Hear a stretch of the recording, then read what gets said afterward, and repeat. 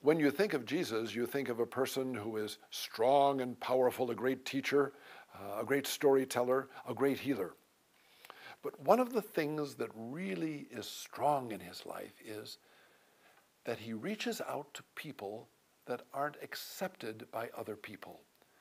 For example, he raises the status of women to a very, very significant level. His mother, Elizabeth, Mary Magdalene, Martha and Mary, and the women of Galilee were the ones whose funds allowed the whole preaching ministry of Jesus to go on.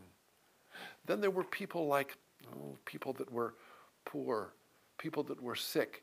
And because they were poor and because they were sick, there was a thinking at that time that was because God didn't love them, and so many people would just reject the poor, reject the sick.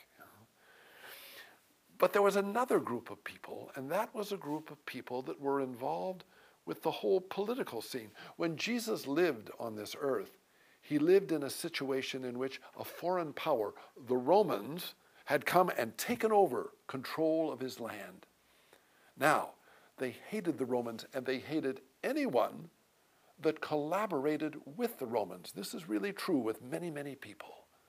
So that when we hear of Jesus starting to pick the 12 apostles, who were going to be very key people in his ministry, and we hear that one of them was a man by the name of Matthew. Also the word Levi comes in. And we find out that this man was a tax collector, a person who was in cahoots with this Roman control situation. That's who Matthew was. And Jesus asks him to be part of the inner core of the people who are going to be part of the apostles and the preachers of the gospel.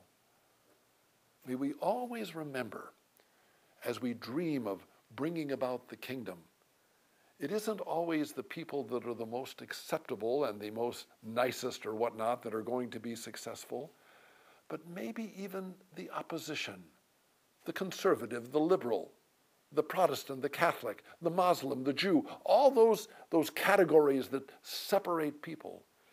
Jesus was forever reaching into those dispersed and different people and raising them up to places of prominence and true power in the kingdom.